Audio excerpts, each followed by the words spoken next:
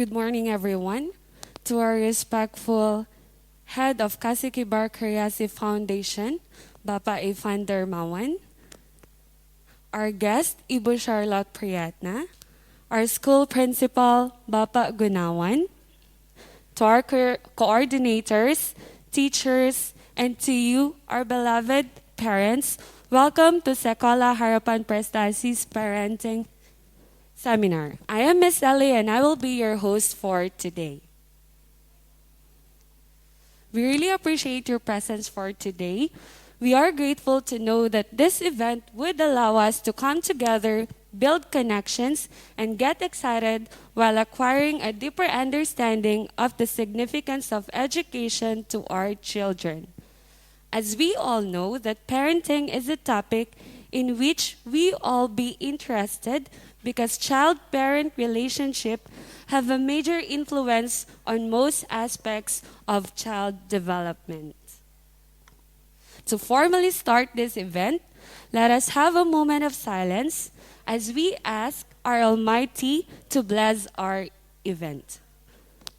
Let us now pray according to our religion. Prayer starts.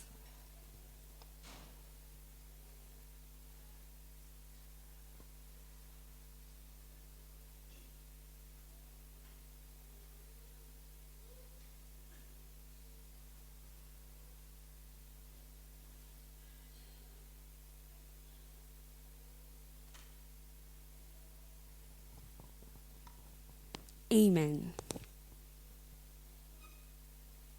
Okay, are you all ready for today, dear parents? How are you all doing? I hope you're all happy today. It's nice to see you all today. Okay, let's have a roll call before we begin.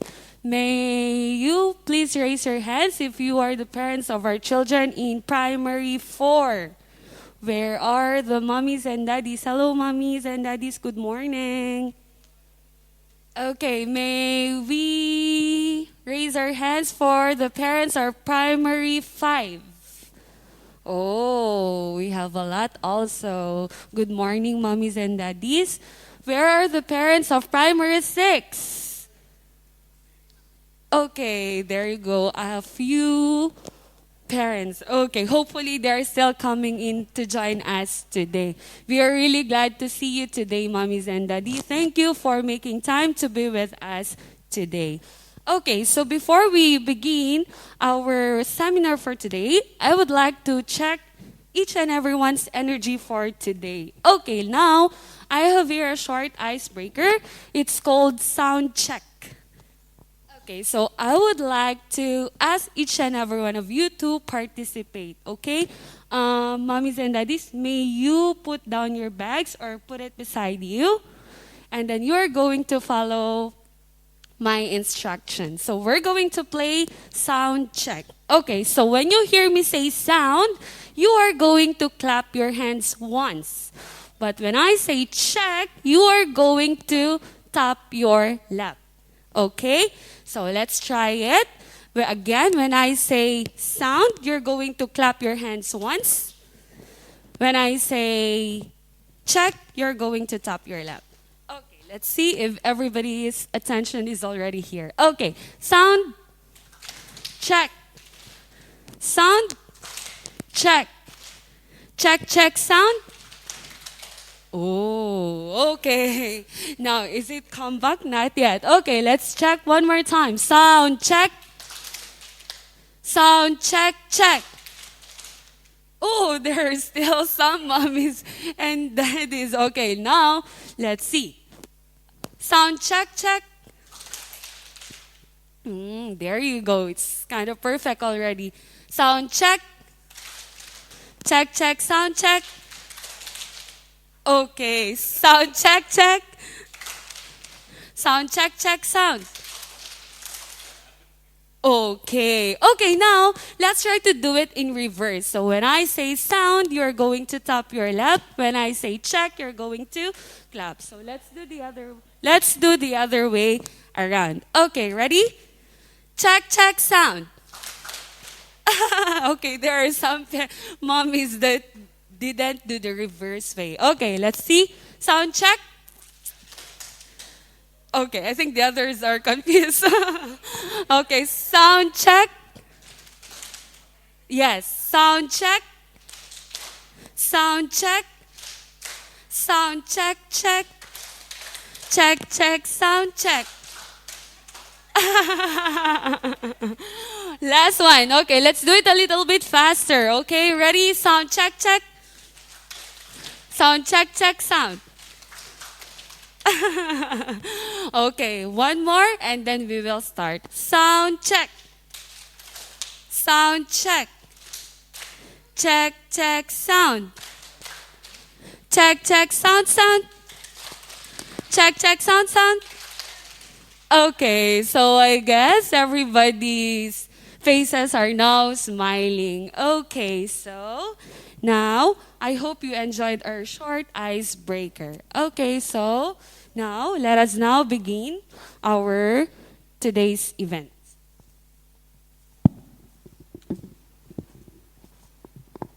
To give us a warm welcome, I am pleased to introduce you to our school principal, Papa Gunawan. Let us give a round of applause.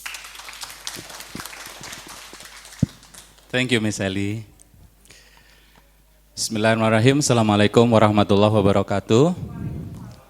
Salam sejahtera untuk kita semua. Selamat pagi, Bapak Ibu. Yang terhormat Bapak Ivan Darmawan, Ketua Yayasan Kasih Kibar Kreasi, Ibu Charlotte, narasumber kita, yang saya yakin sebagian tidak asing lagi sama beliau ya, secara daring ya. Dan teman-teman panitia pelaksana parenting seminar pada hari ini. Bapak Ibu yang berbahagia, tentu tidak lupa kita mengucap syukur kehadirat Tuhan Yang Maha Kuasa bahwa hari ini kita diberikan cuaca yang cerah. Ya, saya sudah khawatir aja pagi-pagi hujan ya. Kemudian kita diberikan kesempatan, kesehatan lahir dan batin, dan bisa hadir berkumpul di sekolah kita tercinta ini. Bapak Ibu hadirin yang berbahagia, pertama tentu terima kasih yang tak terhingga kepada Bapak Ibu yang berkenan hadir pada pagi hari ini. Dan sekaligus kami, saya dan tim mohon maaf apabila kemarin dalam proses pengundangannya agak sedikit memaksa ya. Ya, tapi itu semata-mata sebenarnya agar pengennya kita semua memiliki pemahaman yang sama. Yayasan sudah menyediakan pembicara yang luar biasa yang kita sudah tidak asing lagi, sayang gitu ya kalau tidak hadir dengan maksimal. Dan alhamdulillah hari ini walaupun tidak 100% tapi sudah cukup banyak yang bisa hadir. Terima kasih banyak. Dan nanti hanya ibu-ibu yang atau bapak yang hadir inilah yang tentu mendapatkan kesempatan untuk langsung menerima penjelasan dari Ibu Charlotte, kemudian boleh tanya jawab, dipersilahkan. Ya, memang kami tidak menyediakan sarana online karena kami ingin yuk kita maksimal ketika menghadiri sebuah seminar. Karena bagaimanapun kalau online itu disambi masak, nyuci ya kan, ada yang sambil ngomong, dengarnya separuh-separuh malah tidak maksimal.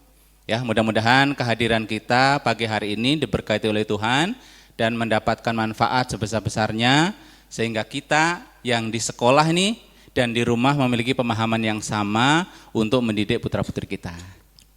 Kemudian yang terakhir tentu kami juga mohon maaf apabila dalam pelayanan, dalam penyambutan Bapak Ibu pada pagi hari ini ada hal yang kurang berkenan. Kami sudah berusaha semaksimal mungkin dengan dukungan penuh dari yayasan, dengan penuh harapan kegiatan ini nanti bisa berjalan sukses dari awal sampai akhir dan tercapai apa yang menjadi tujuan kita bersama. Demikian yang bisa saya sampaikan. Selamat mengikuti sajian ilmu ya parenting yang akan disajikan oleh Ibu Charlotte pada pagi hari ini. Mohon aktif ya agar maksimal. Dan mohon maaf untuk anak-anak yang barangkali ikut yang sudah bisa menyerap ya. Mohon izin untuk tidak di ruangan ini karena konsumsi parenting ini agak tidak untuk anak-anak gitu ya. Nanti kita akan lebih ke arah menangani anak remaja sehingga ada hal yang sensitif. Begitu ya Bapak Ibu, dan tidak usah khawatir, walaupun di luar kami sudah siapkan guru untuk mendampingi putra-putrinya. Demikian yang saya sampaikan, kurang lebihnya mohon maaf. Wassalamualaikum warahmatullahi wabarakatuh.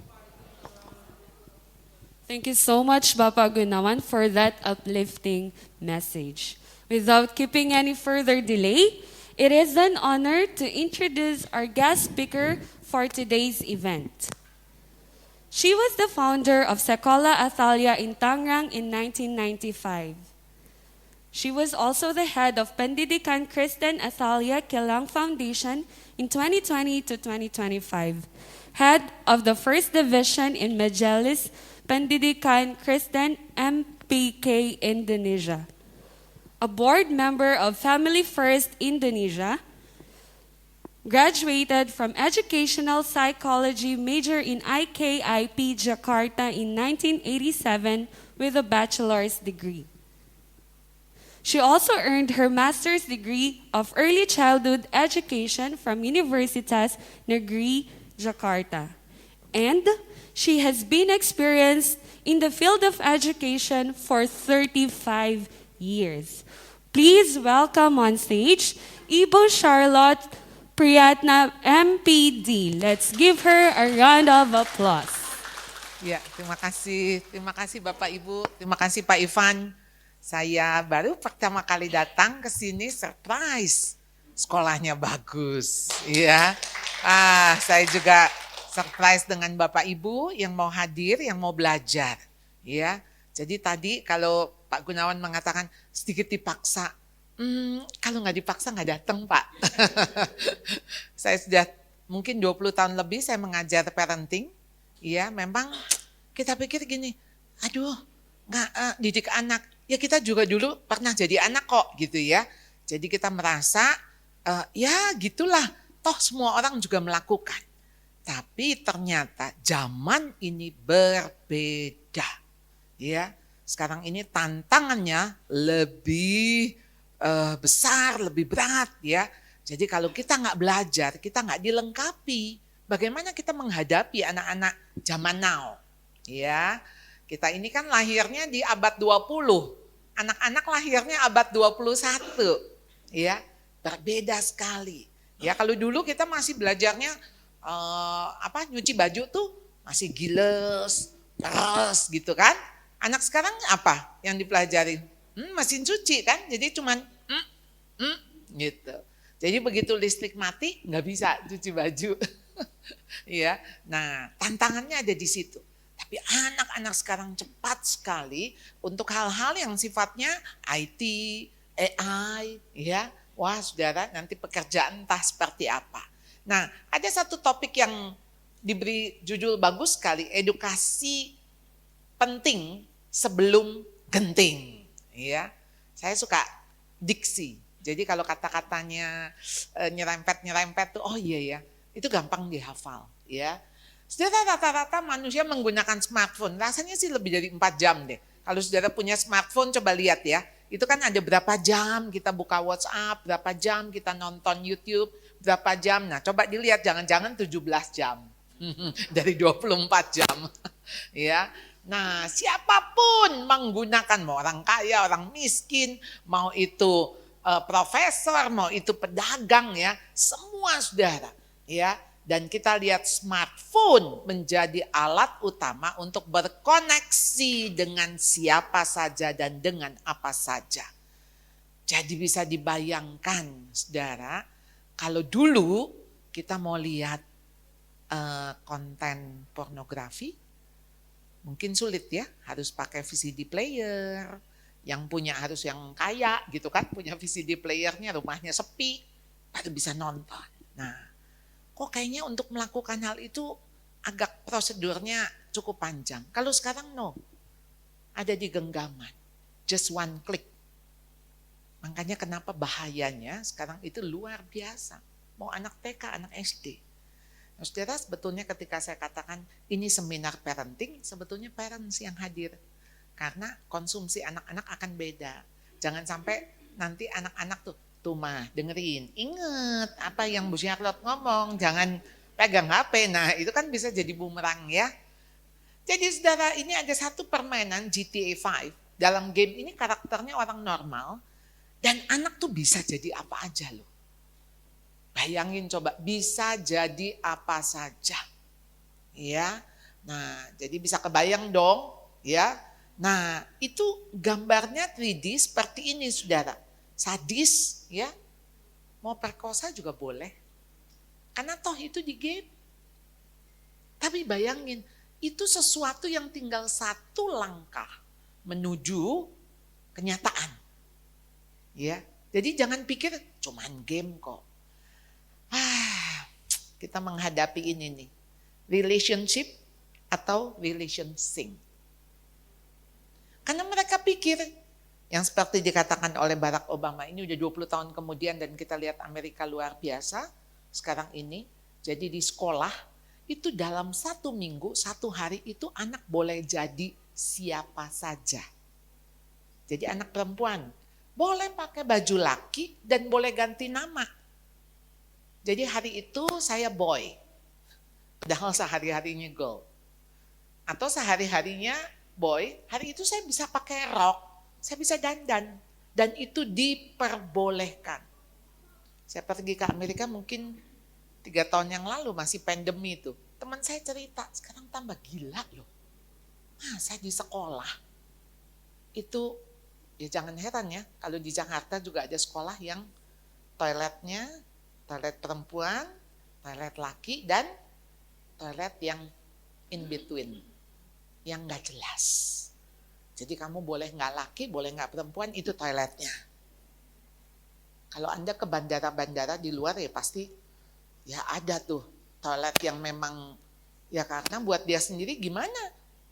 Wong saya ini laki-laki, tapi saya pakai baju perempuan. Saya kenal dengan satu ibu, saya tetap manggilnya ibu. Dan dia memang perempuan, sejati lah begitu ya, dan tidak menikah. Jadi waktu kecil kakaknya itu semua laki-laki. Jadi mamahnya tuh gak mau pusing, pakaiin dia baju bekas kakaknya. Jadilah dia terperangkap di balik pakaiannya. Jadi sampai besar dia pakai baju laki-laki dan dia harus berpenampilan laki-laki padahal dia perempuan tulen. Ya, sejati, jadi bukan transgender. Lalu kemudian dia tidak menikah, dia ada di dalam marketplace. Jadi dia pimpinan dari sebuah perusahaan, dipanggilnya Pak. Ya.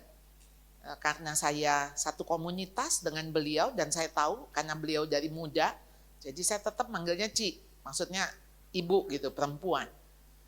Di perusahaan dipanggilnya Pak. Dan dia cerita bagaimana dia stres sekali zaman dulu ya, kalau ke airport dia nggak bisa ke toilet. Wong penampilannya laki-laki, dia kalau ke toilet perempuan ya ibu-ibunya menjerit dong.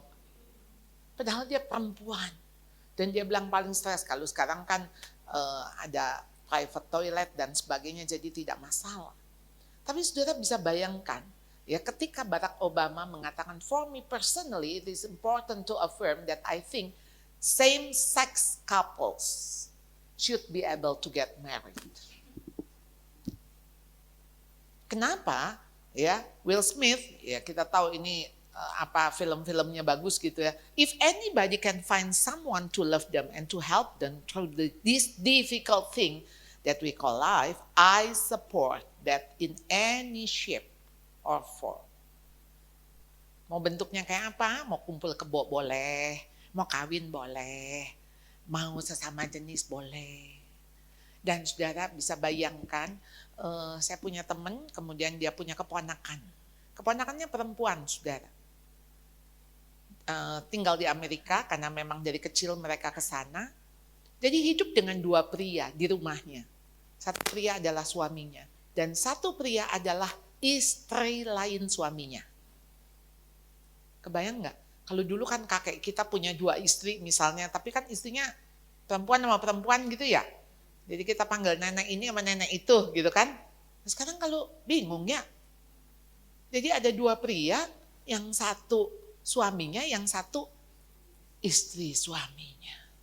Dan itu satu satu rumah. Gak kebayang, dunia tuh udah makin rusak.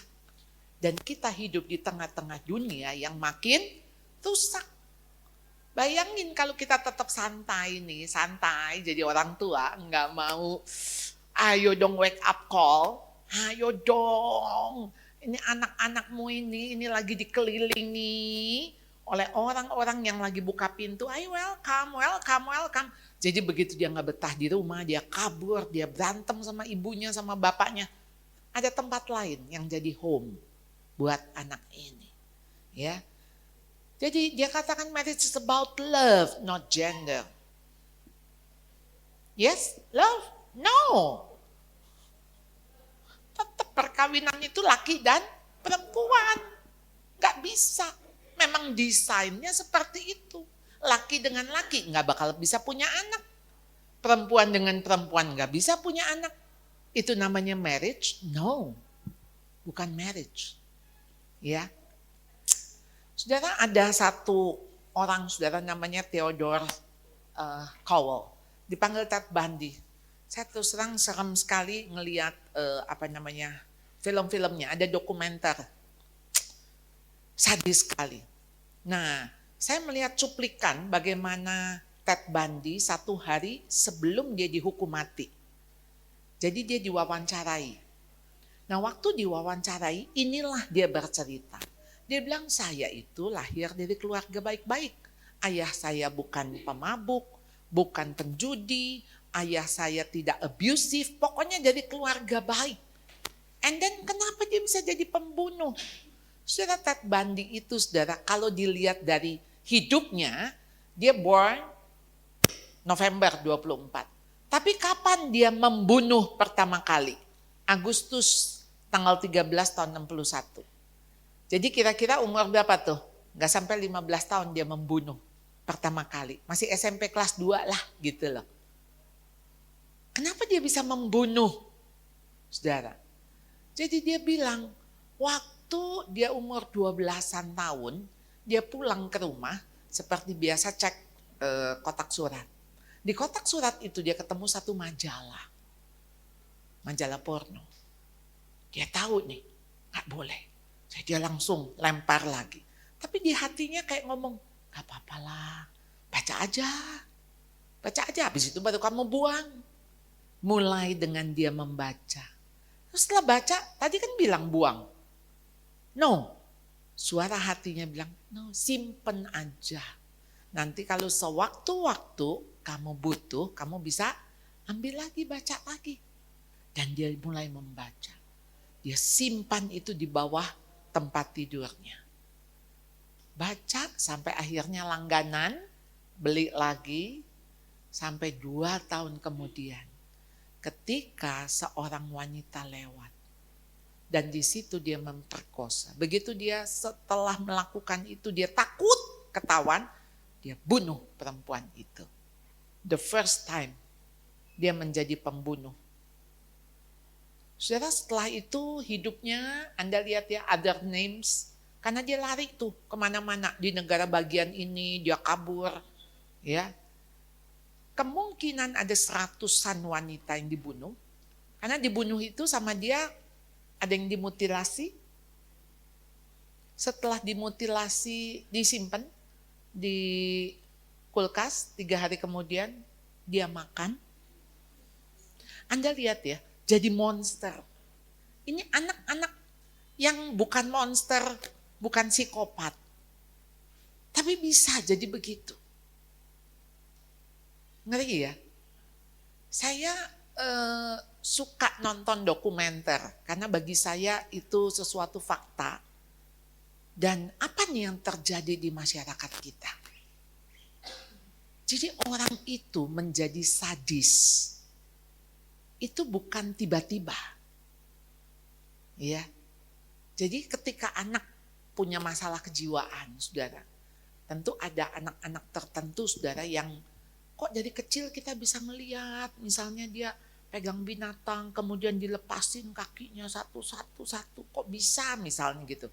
Nah itu buat kita mesti something wrong. Ya, kok dia bisa menyiksa. Nah, Kan menyiksa itu berkaitan dengan empati. Berarti dia tidak bisa empati. Wong disiksa piye? Ya, misalnya ikan ditangkep, megap-megap, dia nikmati misalnya. Oh, Anda harus bawa ke psikolog. Ya, kalau enggak dia benar-benar jadi pembunuh berdarah dingin. Ketika dia menyiksa orang, membunuh orang.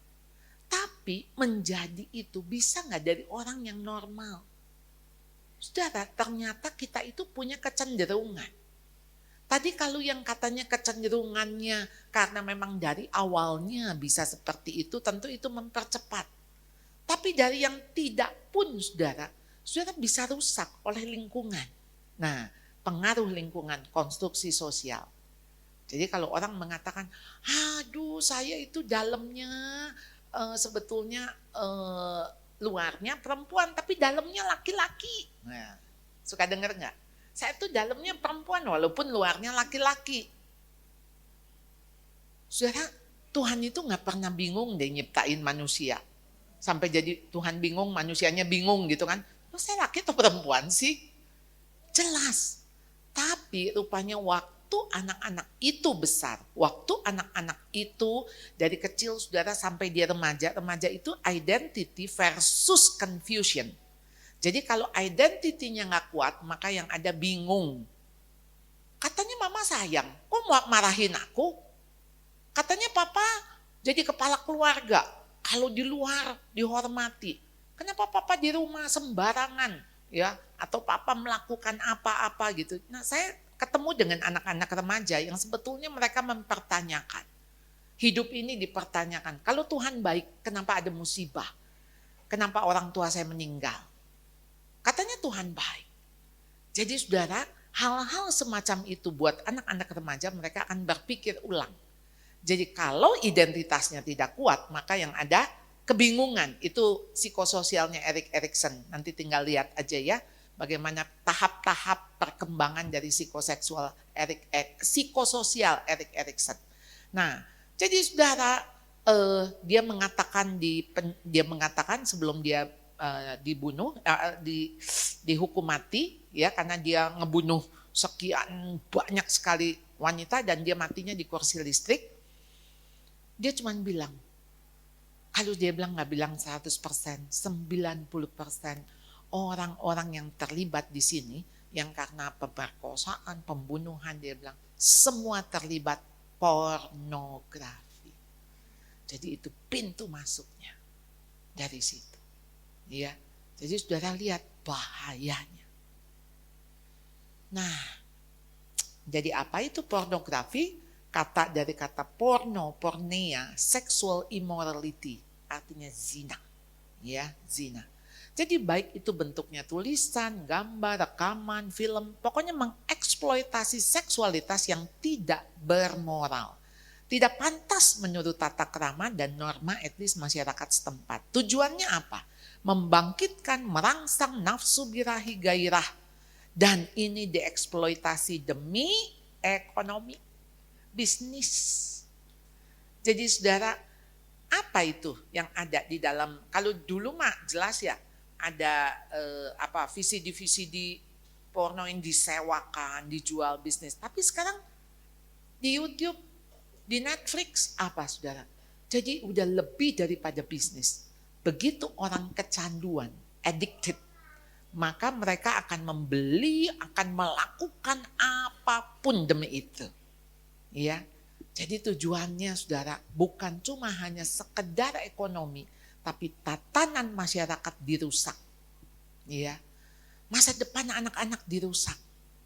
Jadi saudara bisa kebayang dong anak-anak misalnya kuliah kedokteran saudara, baru mau masuk, baru mau jadi dokter, kemudian dia hamil di luar nikah.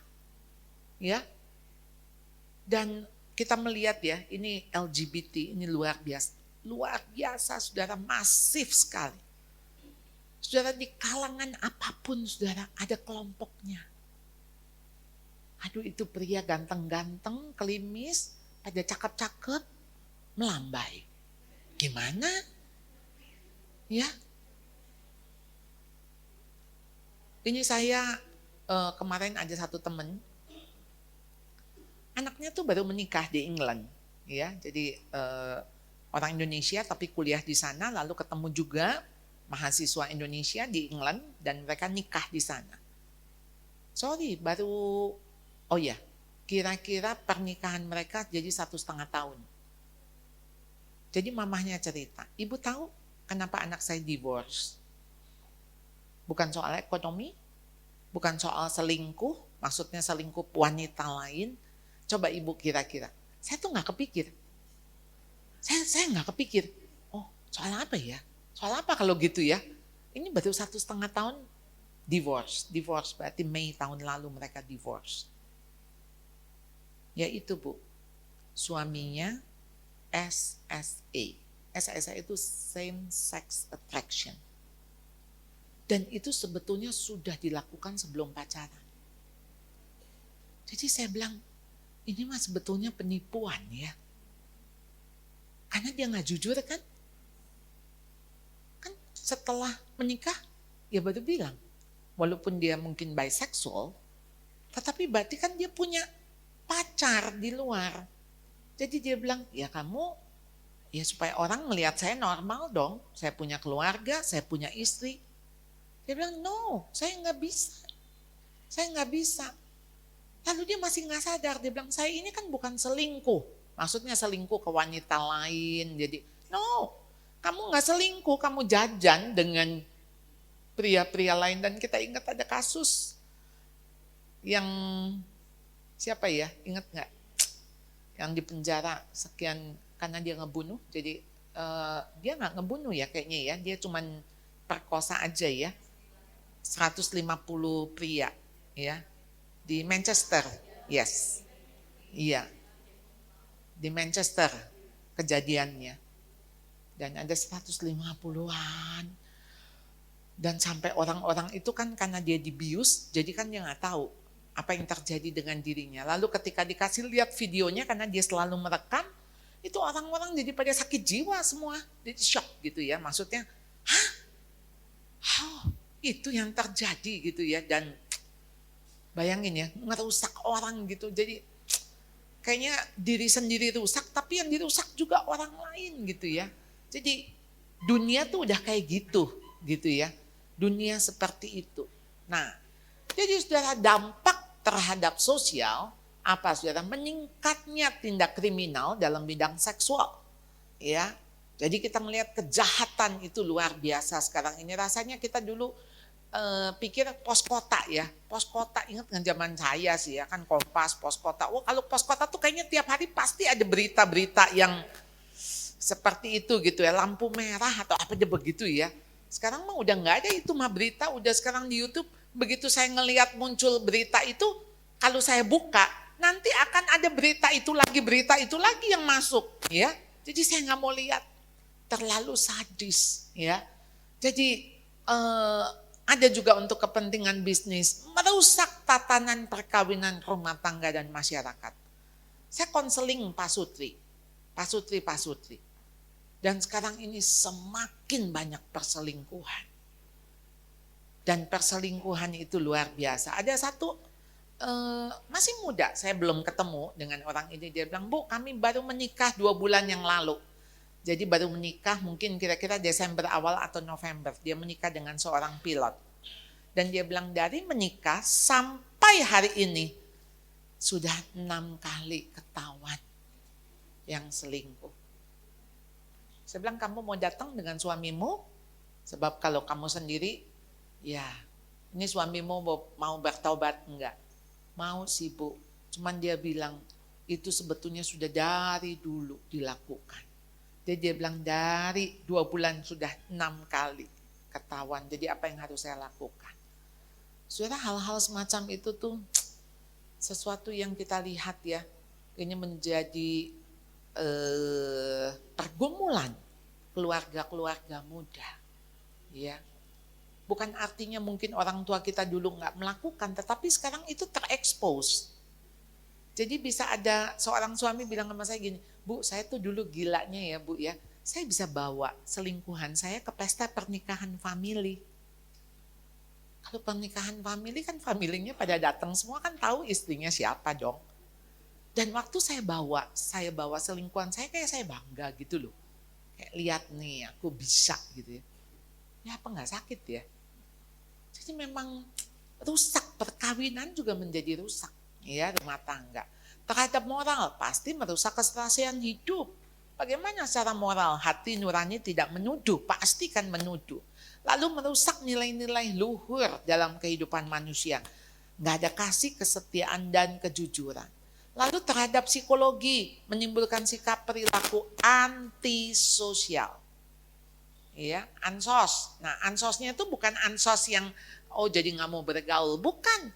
Antisosial itu sebetulnya kalau Anda lihat di dalam istilah psikologi, orang-orang antisosial itu orang-orang yang psikopat. Ya, jadi orang-orang yang dia ini kan secara social life seperti ini. Nah, buat dia punya norma lain. Ya, jadi kalau dia menyakiti orang nggak apa-apa, itu hak dia kok. Itu orang-orang antisosial, ansos begitu. Jadi ketika dia membuli orang, itu hak dia membuli. Oh, kita bisa gitu menghina orang. Orang itu nggak pernah jahatin kita, nggak pernah ini. Tapi kenapa kita bisa jahat sama dia? Nah, orang tuh sekarang ini banyak ya sakit jiwa seperti itu tuh, yang merasa punya hak menyakiti orang lain. Ya. Aduh, tidak peka, tidak responsif terhadap penderitaan, terhadap kekerasan, terhadap tindakan perkosaan. Saudara kalau ngomong begini, aduh ingat tahun 98 gitu ya. Apa yang terjadi ini nggak ada kaitan sama politik. Tapi saya kalau ngelihat lagi kan kemarin ada di teman kirim gitu ya, aduh saya pikir iya ya, kenapa ya orang itu bisa merusak, bisa membakar, bisa melakukan kepada orang yang tidak ada apa-apanya sama dia gitu loh. Kok bisa seperti itu? Ya, nah cenderung menggunakan kekerasan atau hal-hal yang tidak lazim sebagai bagian dari seksual.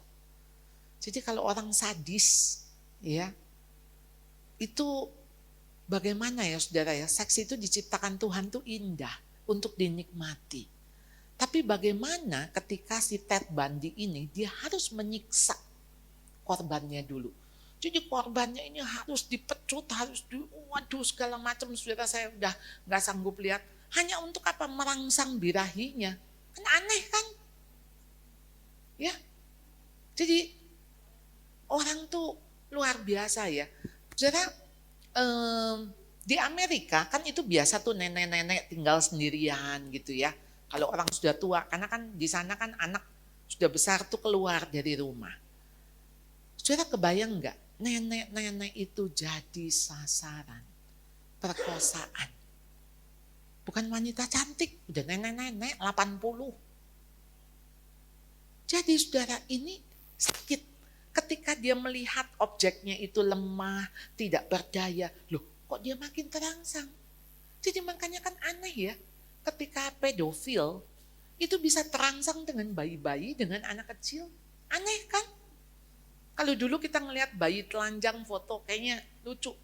Ya kan? Biasa kan bayi telanjang taruh di atas meja, di foto gitu kan. Loh, tapi kalau orang pedofil yang ngelihatnya beda. Jadi terangsang, aneh. Ini ada nggak benar di sini nih. Saya waktu itu pernah seminar barengan sama Pak Sirait ya, yang KPAI ya, iya. Itu dia cerita, dia bilang, Bu, saya tuh tadi pagi dapat kasus di Medan, seorang ayah memperkosa bayinya yang umur 1,5 tahun. Agak nggak masuk akal, nggak bisa diterima oleh akal apa yang terjadi. Ayah loh sama anak. Bapak Ibu, saya itu mendirikan sebuah sekolah gratis. Jadi ada sekolah Atalia dan ada sekolah gratis buat orang-orang di sekitar di mana kami berada. Jadi radiusnya saya 2-3 kilo, mereka jalan kaki dan mereka itu kebanyakan mungkin pekerja bangunan, tukang ojek gitu ya. Jadi buruh harian, dan Mereka punya rumah ya 4x2, tapi ditinggalin sama 5 orang, 6 orang begitu. Jadi bisa kebayang lah bagaimana kondisi-kondisi. Satu hari saya ingat di bulan Oktober, kepala sekolah saya tuh ngomong begini, Bu, kami tuh punya murid TK yang ternyata diperkosa ayahnya. Duh, saya bilang bagaimana bisa? Dia bilang pantesan saya baru sadar. Waktu di bulan Juli itu anak ini datang tuh kayak ketakutan gitu loh. Kayak pegangin tangan ibunya, gak mau dilepas. Kenapa? Lah kita pikir kan, oh kamu manja ya. Ayo lepasin ya Bu, tinggalin gitu kan. Kan sekarang mah kita ngelihatnya, udah Bu, tegain. Tapi sekarang saya bilang, saya kalau ngelihat sekarang anak itu nempel, ya sangat attached. Mungkin anak itu takut. Jadi rupanya ibu itu tukang kue, jadi pagi-pagi sudah ke pasar, sudah ngambil kue jualan. Jadi si ayah dengan 4 orang anak ada di rumah itu. 4 orang anak malah 5, tapi yang besar itu sudah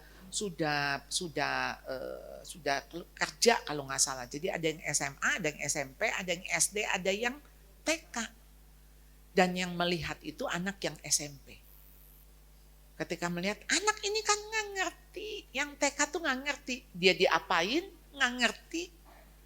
Lalu anak yang SMP lapor sama ibunya.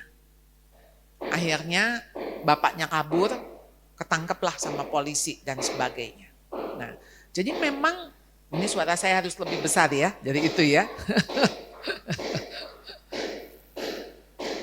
Pasti dia tidak tahu ya, di sini ada seminar ya. Nah, jadi saudara, Anda lihat, nanti kita lihat apa sih yang terjadi dengan dampak-dampak ini, termasuk juga dampak spiritual, merusak harkat, martabat manusia, merusak relasi manusia itu dengan Tuhan, dengan diri, dan dengan sesama. Jadi ada siswi SD 12 tahun di Semarang, saudara diperkosa bergilir 21 orang, dan 6 pemerkosanya anak di bawah umur. Saudara sekarang ini perkosa nggak selesai di situ. Tak ada yang dibunuh, ada yang dibakar. Saya pikir ya orang itu lebih daripada binatang jadinya, betul nggak? Iya. Nah ini ada edukasi saudara, ini memang dari Malaysia ya. Jadi bahasanya bahasa Melayu ya saudara ya. Bisa suaranya?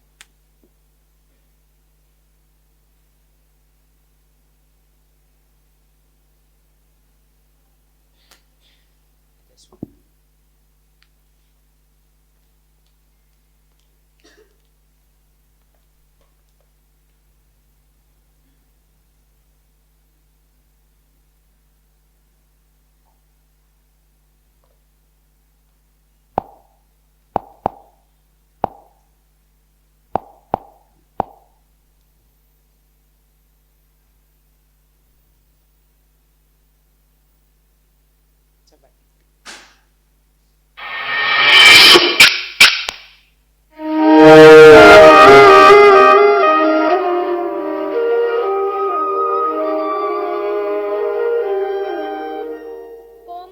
The bus will be coming anytime now. Leave. This is me, Komal. I'm 9 years old. I love my school so much. Some of my friends are naughty at times. But even I'm naughty sometimes, na? Komal Kumar. My mama is fun, but she can be strict also. So what? She takes care of you also, na? Says Papa. But I still like Papa more. Hey, Bakshi! Hey, what a surprise! Papa's old Long time, friends, huh? Bakshi uncle and auntie, are our new neighbors. Oh, hello. Who is this sweet little girl? It would have been better if they had children for me to play with. Thank you. Bakshi uncle is dropping me to school. Papa was getting late to work now. That's why.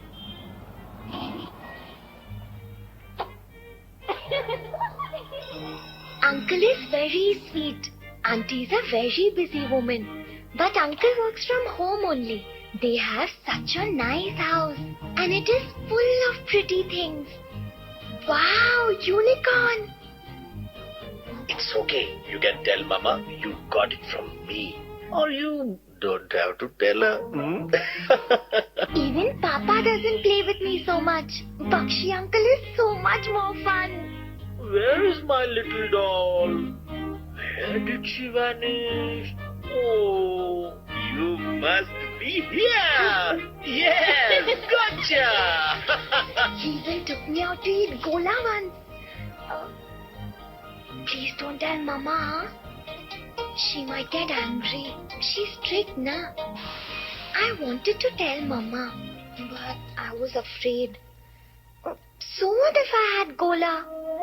Anyway, all my friends eat it.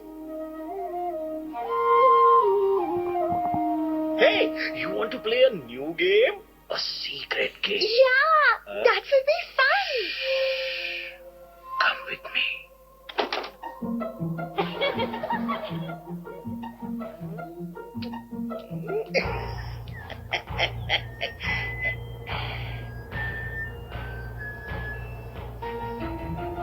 What are you doing, Uncle? What kind of game is this? I'm totally confused. It felt dirty. Why did Bakshi uncle do it? I feel so dirty. Komal? Is everything okay? Hello, Mrs. Kumar. I wanted to speak to you regarding Komal. Beta, why are you sad? Did someone say anything to you in school? What happened? Did someone hurt you? If you don't tell me, my dear, how can I help you? I have secrets. I have lied to you about the gola. And now this. I feel very dirty. You would be very angry if I told you what I have done. No, I promise you I won't be angry. I love you, don't I? Then trust me. He is not a nice uncle. Which uncle? No, wait. Everyone will know. Then what can we do? Whose help can we seek? We can't let Bakshi get away with this. Childline. My friend Priya works there. They help children. 10, 9, 8. Hello. Komal, I know what happened to you was not your fault at all. We will ensure that your Bakshi uncle can never see you again. Let me show you how to keep yourself safe. Hi, kids. How are you all today? Have you ever been in a situation that made you feel uncomfortable? Yes, Didi. When my little dog chews away my shoe, I get very angry. That's true. What I mean is, has anyone touched you in a way that made you uneasy? Which of you have experienced this? So then, how do we know if someone is doing something wrong or touching us the wrong way? Here, let me explain. We all need to have our own personal space in our body. There are 4 zones which should not be touched by anyone, and nor should you touch anyone else's part. Mouth, chest, the part between your legs and buttocks.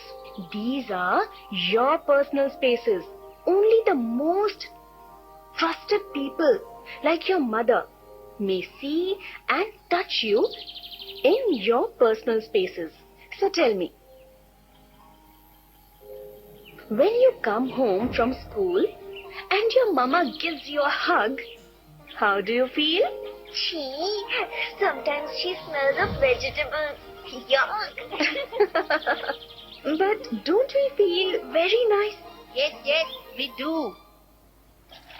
Your mother may touch you in the 4 zones while giving you a bath.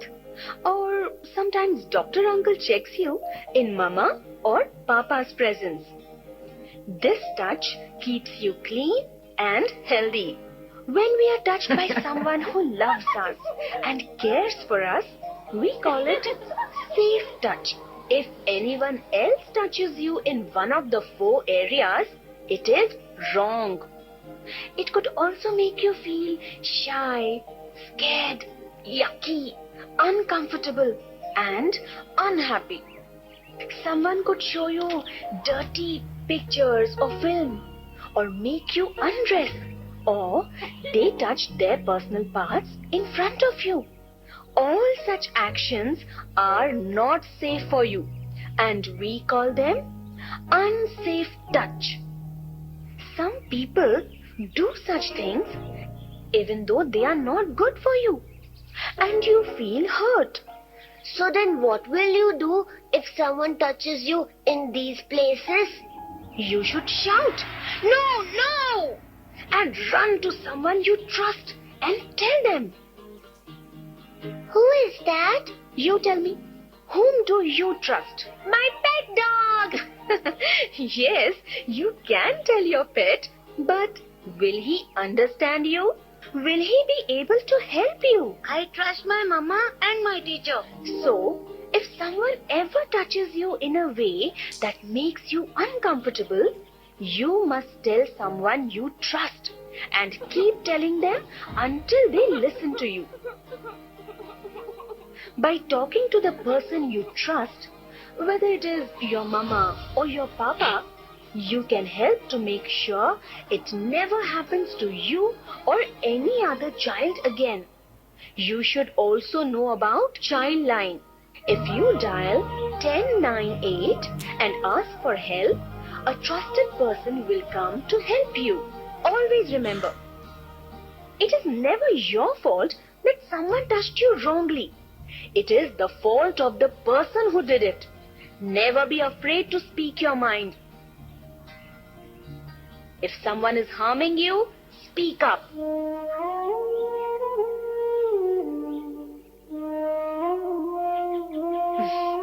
Don't worry. You are safe. Just tell me what happened. Remember, if you or any of your friends are feeling trapped in a situation like this, there is always help available. Call me on 1098 and child. Jadi ini adalah layanan yang ada di Malaysia ya. Jadi anak-anak itu bisa tahu telepon ke siapa. Ya. Jadi saudara, ini sebetulnya perlindungan anak-anak ya. Karena justru yang melakukan adalah orang-orang yang dikenal, orang-orang yang dipercaya oleh si anak. Bukan orang luar, bukan orang lain. Ya. Tapi si anak mau bicara sama siapa? Orang yang melakukan ayahnya kok. Mau bicara sama ibunya belum diancam. Kalau kamu ngomong sama ibumu, maka papa akan pukul ibumu. Wah, belum ancaman-ancaman seperti itu. Nah, jadi saudara, Victor Klein mengatakan, seks dan pornografi dapat menjadi kecanduan yang sulit dipulihkan ketimbang menyembuhkan ketergantungan kokain dan narkoba. Kalau orang yang kena kokain, narkoba kan kelihatan sakau, kelihatan tambah kurus, ya kan, kelihatan secara luar. Orang yang ketergantungan atau kecanduan seks pornografi nggak kelihatan karena rusaknya di sini. Ya, jadi begitu ada seorang pemuda bilang, "Bu, saya nggak bisa lihat tengkuk wanita. Saya sudah terangsang, saya ngelihat betis perempuan." Jadi saudara, ini masalahnya bukan sebetulnya di visualnya, karena dia membayangkan. Ya, sekalipun sekarang kita udah full penuh nih, ya, rapat, ya, pakai hijab.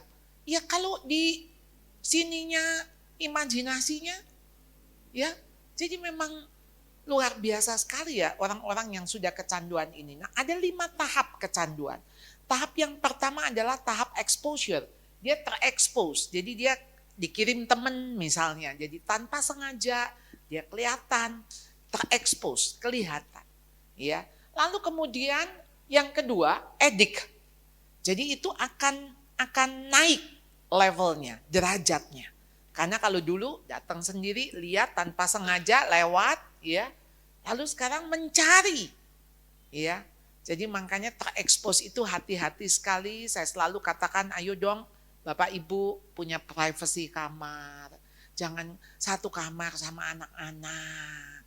Ya, kalau satu kamar sama anak-anak, ketika Anda melakukan hubungan suami istri, lalu anak-anak bangun piye, ketangkep basah.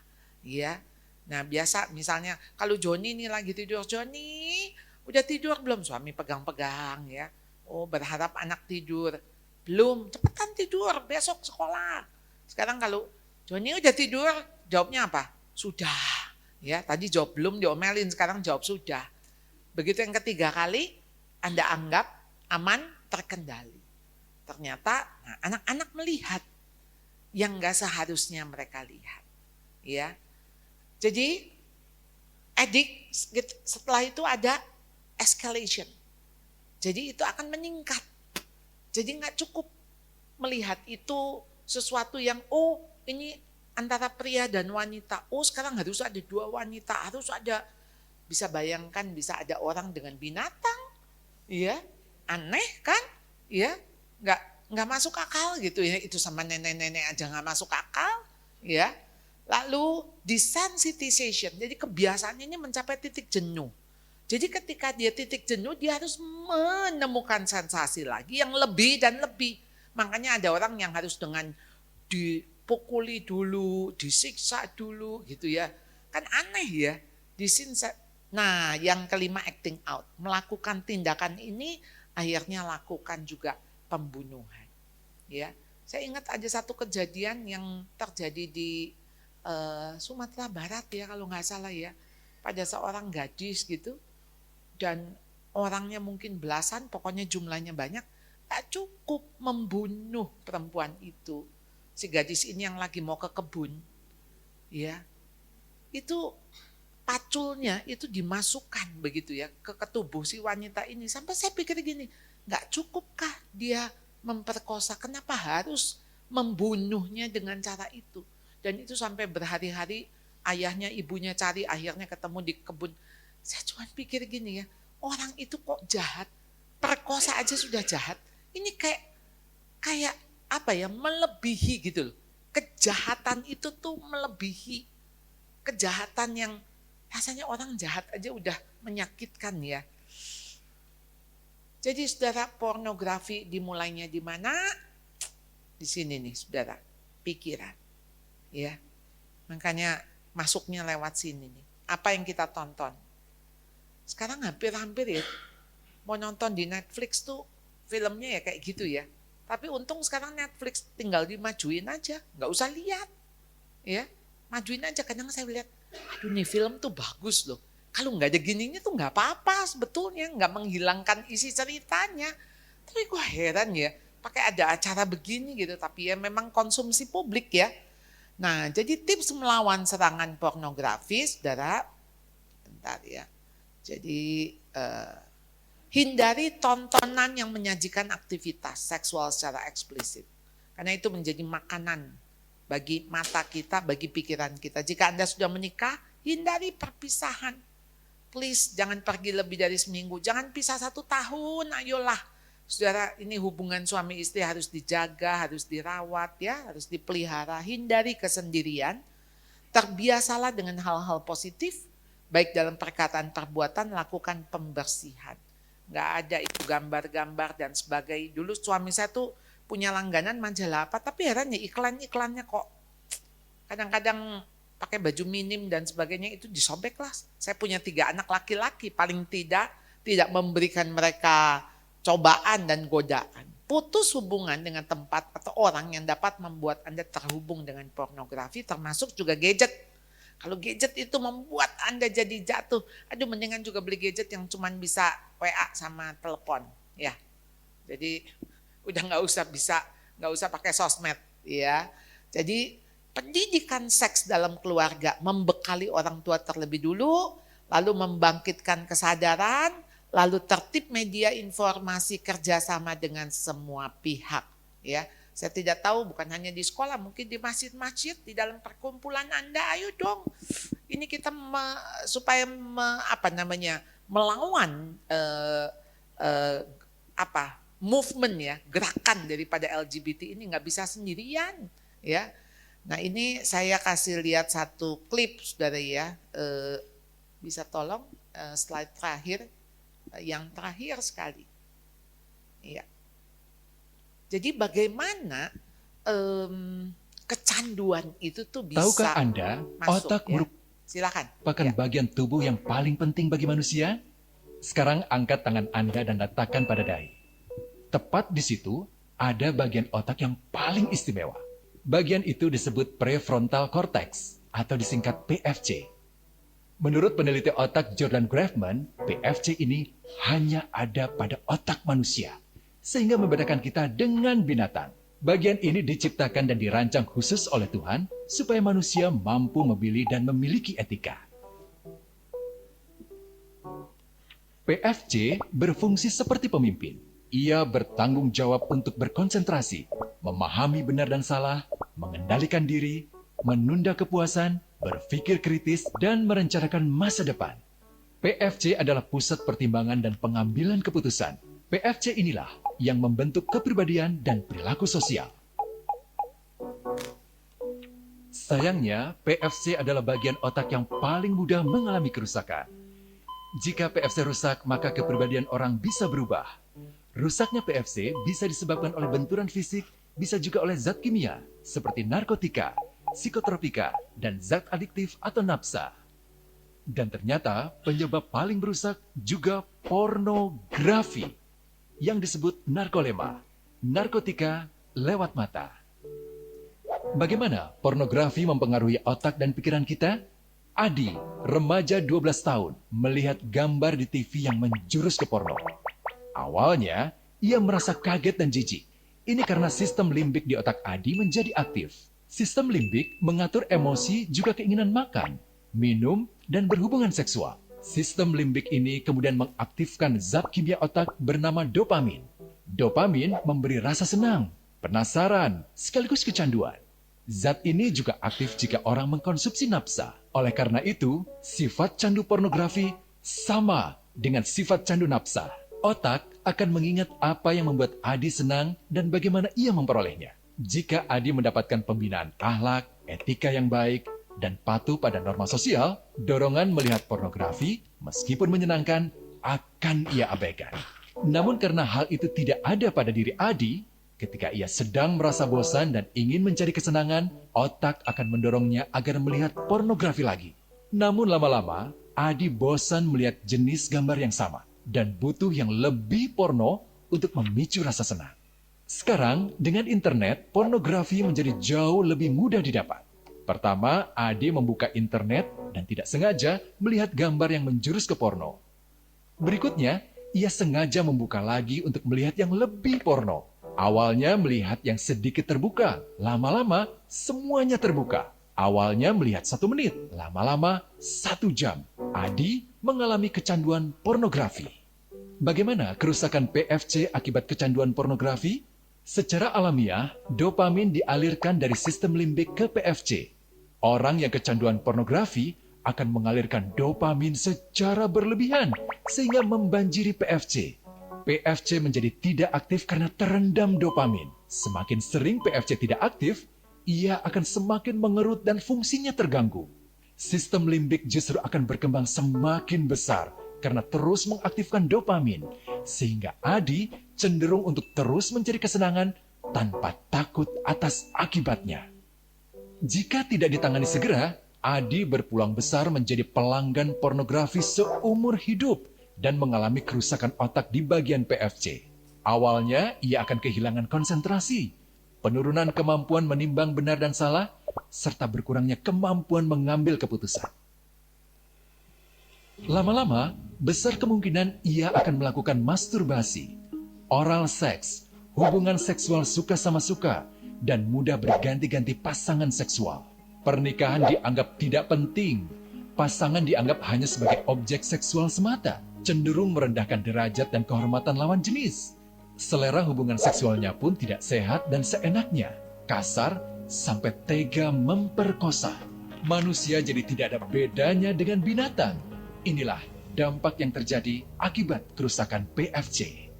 Ahli bedah otak Donald Hilton Jr. mengatakan jika difoto menggunakan alat magnetic resonance imaging, otak yang rusak akibat pornografi memperlihatkan hasil yang sama dengan otak yang rusak karena kecelakaan. Ia juga mengatakan, berbeda dengan dampak nafsa yang merusak otak di 3 bagian, pecandu pornografi yang sudah melakukan hubungan seks dengan anak-anak mengalami kerusakan otak di 5 bagian. Terbukti, pornografi pada anak lebih bersifat merusak karena PFC belum matang dengan sempurna. Tapi untungnya, otak anak yang belum sempurna ini masih mudah dibentuk. Pengaruh pornografi bisa lebih mudah dihilangkan asal ada usaha untuk memulihkan dengan sabar, terutama oleh ayah ibu, keluarga, dan orang terdekat. Pelajar. Ya. Sampai di sini, ada yang ingin bertanya, kita bisa diskusi, Bapak Ibu?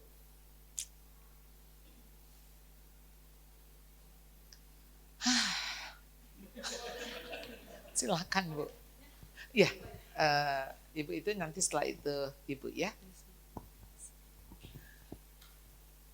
Duduk aja kali Ya, boleh duduk, boleh berdiri. Ibu siapa? Saya Novi dari Mama Raisa dan Mama Rafael Emilio. Yang saya mau tanyakan gini ya Bu.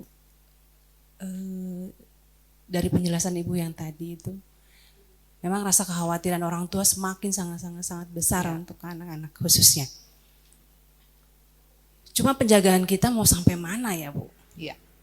Itu aja. Kita nggak kasih gadget, anak-anak perlu. Apalagi setelah pandemi kemarin ya Bu. Kalau kita kasih, impact-nya, ketakutannya semakin besar sebagai orang tua. Jadi bagaimana caranya ya Bu?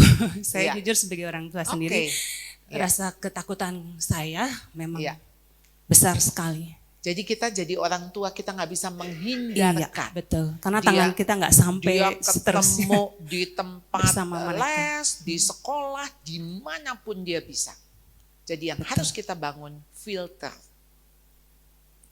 Dia punya filter, dia punya saringan. Dari mana saringannya? Kalau enggak kita yang membangun. Dan kita mengatakan, nak, dari kecil, kamu itu perempuannya nak, mama itu sayang sekali sama kamu nak, perempuan. Jadi orang ketika ngomong, alah lu cewek lu, payah lu, itu gak membuat dia down. Karena dia tahu dia dikasihi, diterima oleh ibunya. Ya, kadang-kadang kan kita sendiri ada di dalam sebuah budaya di mana anak perempuan tuh second class gitu ya. Anakmu apa? Ya perempuan lagi. Loh. Kok perempuan lagi? Ya lagi lah perempuan lah gitu kan. Kita menganggap aduh mestinya kan anak laki penerus keluarga dan sebagainya. Itu kan di dalam konteks budaya. Tapi kita sendiri nih menerima nggak anak kita? Itu membuat identitas itu kuat. Jadi filter apa saudara? Filter bahwa dia dikasihi, dia disayang, dia diterima itu menjadi fondasi. Karena kalau enggak, yang menerima dia, ya itu loh. Yang pintunya terbuka dengan lebar. Kalau kamu tidak dikasihi orang tuamu, kami akan mengasihi. Kasihan sekali ya kamu ya, kamu gak diterima ya. Nah itu aja saudara, sebetulnya sudah menurut saya separuh. Ketika dia punya identitas yang kuat. Lalu kemudian yang kedua, bangun nilai-nilai, value. Ya, apa yang boleh, apa yang tidak, apa yang benar, apa yang tidak. Karena kalau anak-anak nggak dibangun di atas value, sudah anak-anak bingung. Karena dunia ini menawarkan berbagai value. Kamu payah cewek, kamu belum pernah melakukan atau cowok lah. Kamu kalau nggak ngerokok nggak jantan, gitu kan? Karena ada value. Kalau kamu belum pernah nyicipi perempuan, kamu payah, kamu nggak jantan. Loh, bisa bayangkan kalau value itu yang masuk, begitu loh. Jadilah bisa itu anak-anak dibawa ke tempat pelacuran dan sebagainya. Hanya untuk, saya ini jantan apa enggak. Saya kemarin seminar ya, saya pikir ini di dalam komunitas yang jelas. Masih ada bapak-bapak ngomong gini, Bu, sebetulnya kumpul kebo itu bagus juga loh Bu. Hah? Oh, maksud Bapak saya bilang, ya kita kan berarti bisa tahu cocok apa enggak. Ya, Ya kalau kita cocok kita baru nikah daripada nikah nanti cerai gitu loh. Oh iya ya, tuh prinsipnya kan. Value. Maaf Pak, kita melebihi kebo ya. Jadi kita nggak usah kumpul-kumpul. Lalu sekarang gini, loh itu kalau kumpul kebo hidup bersama, itu melakukan hubungan seksual nggak? Pasti toh, emang bisa. Loh sekarang pacaran itu main terakhir. Pacaran ini aja. Kita cocok nggak ngomong, bisa ketemu nggak, ngobrol, minat apa segala macam bisa jadi satu nggak, itu dulu ya. Udah jangan yang ke soal hubungan fisik ya, hubungan emosi bisa masuk nggak, ya hubungan sosial bisa cocok apa enggak. Tapi ada ya filosofi maksudnya orang-orang demikian gitu loh Bu. Nah jadi kenapa value kita mesti kuat? Tadi identitas ya Bu. Karena bicara soal sexual identity harus kuat. Itu. Jadi anak itu sadar, kan seks itu apa sih? Seks itu jenis kelamin gitu kan. Seksnya apa? Male or female. Sekarang di Amerika tuh ada beberapa negara bagian yang formulirnya tuh ada 3 kotak. Jadi bukan male, bukan female. Ada yang X itu, silakan mau pilih. Bahkan di Kanada, anak-anak bisa dilahirkan sebagai genderless.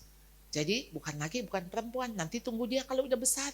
Dia yang bisa nentuin, dia mau laki, dia mau perempuan. Makin error kan, ya. Padahal udah jelas, begitu baby yang ditanya, ibu punya anak iya, laki atau perempuan? Udah jelas kan? Kalau nggak laki ya perempuan. Lalu kita taunya dari mana? Kan nggak direkayasa, nggak tahu dia dari mana ya dia laki dari perempuan ya. Ya udah ketahuan dari alat kelaminnya. Jadi udah jelas itu tuh. Ya. Jadi siapa yang bikin nggak jelas? Siapa yang bikin bingung? Bahkan manusia bisa menentukan dirinya, saya mau jadi laki atau saya mau jadi perempuan. Dan itulah kebingungan yang dibawa terus sampai dewasa. Jadi ya melihat ini, kenapa identitas harus kuat? Identitas kuat artinya punya relasi yang kuat. Relasi yang kuat punya value yang kuat. Nilai-nilai yang kuat. Value apa tuh yang kita tanamkan, yang kita berikan tiap hari. Sehingga ketika dia bisa mengatakan no kepada ini, dia bisa mengatakan yes. Kalau dia nggak punya value yang kuat, dia akan kebawa. Nanti temennya ngomong apa juga dia akan ikuti. Ya. Dari lingkungan sih ya Bu. Lingkungan, yes. Iya, karena pondasi keluarga mungkin sudah kuat. Kita sering memberitahu. Cuman karena dia akan bergaul dengan siapa saja, ketemu dengan siapa saja. Jadi itu relasi, yang kadang-kadang relasi harus kuat. Betul. Dia tahu dia harus datang ke siapa kalau dia bingung. Iya kan? Iya betul Bu. Dan dia harus tahu kita punya value yang seperti ini. Lalu ketika sekarang dia, ini baru tadi pagi saya dapat teman saya WA. Ketika anaknya memilih untuk menikah dengan sesama jenis. Ya. Lalu dia bilang, Bu, saya harus jawab apa? Ya, saya cuma bilang, tetap kamu bilang kamu mengasihi anakmu. Walaupun engkau tidak menyetujui, tapi kan engkau mengasihi anak. Dan anak udah dewasa, dia bilang, it's my choice. Jadi please respect me. Ya, coba kalau anak udah gede, mana bisa? Ya kan? Tapi ya, kita nggak bisa. Udah tangan kita udah nggak nyampe gitu kan? Istilahnya tadi Ibu bilang. Ya, jadi yang kita lakukan preventif. Ya, bukan kuratif. Ya. Terima kasih Ibu Carlota. Silakan Ibu. Terima kasih. Saya kebenaran Bidan Widurdiana, orang tuanya Aldia.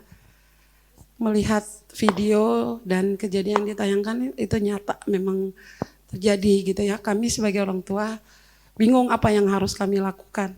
Mungkin pertanyaannya sedikit, bagaimana cara dan apa batasan bagi orang tua yang berbeda lawan jenis untuk melakukan pendidikan seks berbasis keluarga. Contoh, ayah ke anak perempuannya atau ibu ke anak laki-lakinya. Terima kasih. Jadi pada masa awal, ya secara nurturing sebetulnya ibu. Kan anak itu bayi disusui oleh ibu, jadi diasuh oleh ibu. Dan kalau kita tahu ada fase psikoseksual. Nah ini lain, kalau psikososial tuh Erik Erikson. Psikoseksual itu siapa tokohnya ya, saya tiba-tiba hilang nih ya. Nah jadi tuh dia mengatakan ada fase-fase. Jadi fasenya kayak misalnya fase genital, sebelumnya ada fase oral. Jadi fase oral Sigmund Freud mengatakan fase oral itu 0 sampai 1,5 tahun, kemudian fase genital. Lalu dia mengatakan ada satu fase di mana sebetulnya si anak laki ke ibu, lalu si anak perempuan ke ayah. Nah, kenapa teori itu saya tidak ambil, saudara? Karena memang sebagian tidak tepat menurut saya ya. Jadi memang ketika itu dibesarkan justru memang harus oleh ayah dan ibu. Biasanya kita kan mengatakan gini, kalau ibu urusan domestik, ayah itu urusan cari nafkah gitu. No, ayah juga harus berfungsi sebagai ayah di dalam konteks parenting. Jadi di atas 8 tahun, anak udah mulai masuk fase remaja. Dia harus justru lebih dekat dengan ayahnya. Kenapa Bu? Nah, ayah-ayah tuh bicara soal future. Kalau ibu-ibu kan bicaranya now. Aduh itu muka kamu jerawatan, mama udah beliin krim, pakai dong. Males tuh kamu cuci muka.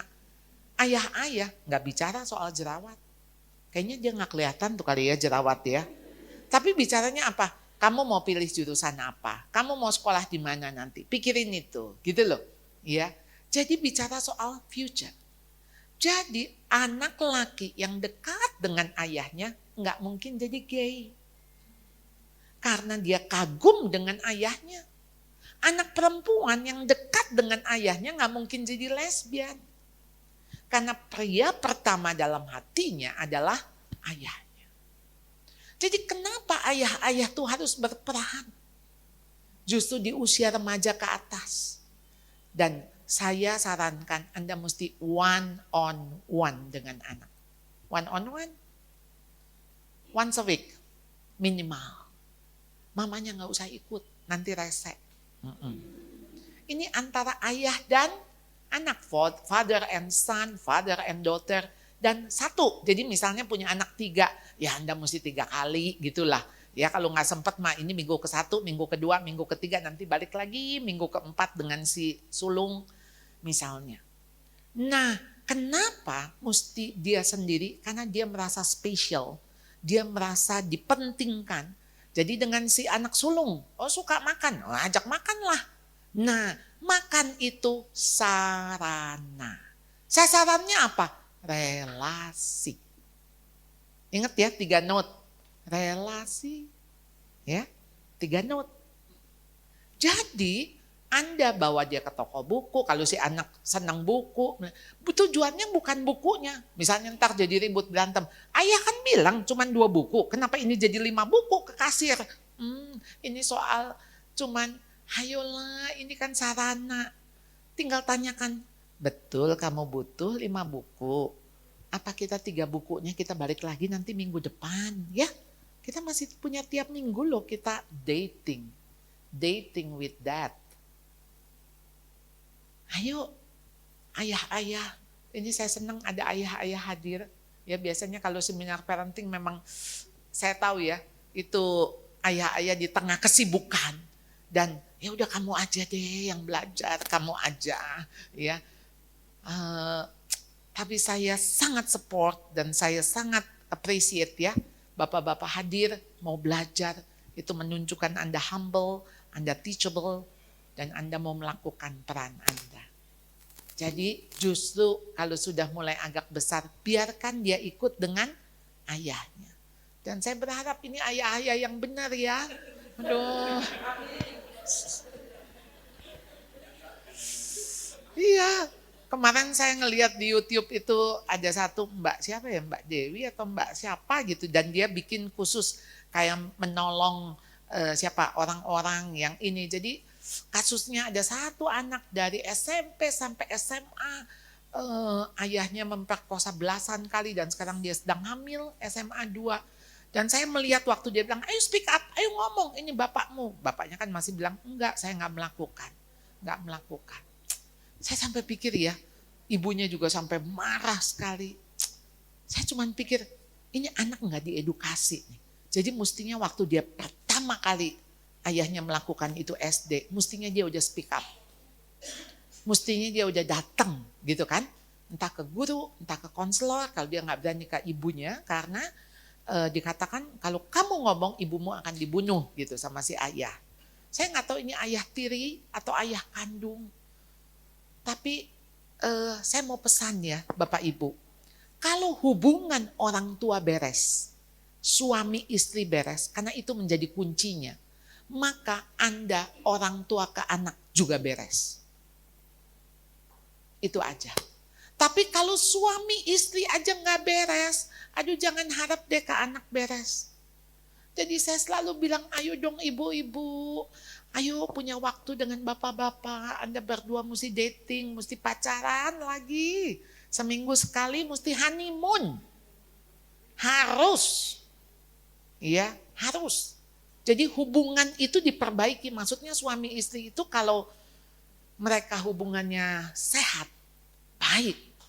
Dia waktu berfungsi menjadi ayah atau ibu berfungsi menjadi ibu itu juga jadi baik dan benar. Selama saya puluhan tahun saya ngajar parenting, maksud saya formulanya itu cuman itu. Jadi ketika saya konseling anaknya, kenapa orang tua dan anaknya? Ya papa mama ribut, ayah ibu berantem melulu. Wah ya itu yang menyedihkan. Ya. Jadi kembali, kuncinya adalah hubungan suami istri. Itu menjadi hadiah bagi anak-anak kita. Hadiah. Ya, kalau suami istrinya bagus, maka ke bawahnya bagus. Kira-kira gitu? Ya. Silakan, ada lagi? Oke, 1, 2, 3. Ya. Selamat pagi, Bu. Saya dengan ibunya Aisyah, G7, dan Alvan, P5. Dan kebetulan saya ini memiliki 3 orang anak. 2 diantaranya itu Masya Allah, Allah kasih anak spesial. Tapi Alhamdulillah untuk Aisyah itu dia sudah menjalani terapi dan sudah bisa akhirnya finally bisa sekolah di sini. Nah untuk yang satu lagi saya punya anak kembar laki-laki. Yang satu itu kebetulan umurnya kan memang udah 10 tahun. Yang satu normal sekolah di sini, and then yang Umar itu masih menjalani terapi. Nah, menyambung dengan yang tadi, kan sejauh ini Umar ini memang 24 jam sama saya. Dan ada satu dia yang nggak bisa itu, sorry kalau di toilet, dia pup itu memang kan dia geli untuk basuh sendiri itu. Nah, jadi selama ini masih saya. Dan kebetulan Alhamdulillah untuk yang kembarannya ini Usman dia selalu bantu. Tetapi pada saat Usman sekolah kan mau nggak mau saya yang pegang kan gitu. Kadang kalau sudah selesai dia suka ibu sudah gitu. Saya sering kali bilang Umar harus kerjakan sendiri, bersihkan sendiri. Tidak gitu. Dia selalu bilang gitu kan. Nah, itu bagaimana ya Bu untuk menjalani, karena kan semakin hari umur kan semakin bertambah kan gitu. Sejauh ini memang dia sudah terapi behavior dan memang alhamdulillah sudah 80% peningkatan. Tapi untuk satu itu aja yang dia masih belum mau. Sama satu lagi maaf untuk yang Aisyah. Dia ini memang dari kecil itu dia suka menggambar. Sampai di sekolah pun dia hobi menggambar. Nah, ada satu di mana kan sekarang dia sudah punya handphone. Memang saya batasin untuk pemakaian handphone. Dan dia suka menggambar itu kadang menggambar sesuatu hal yang kayak agak misalkan kayak orang besar gitu. Maksudnya jadi kayak anime. Tapi dia nggak suka nonton. Tapi dia menggambar itu dari dia kan imajinasi. Iya, saya bilang kenapa gambar ini? Enggak, itu random Ibu.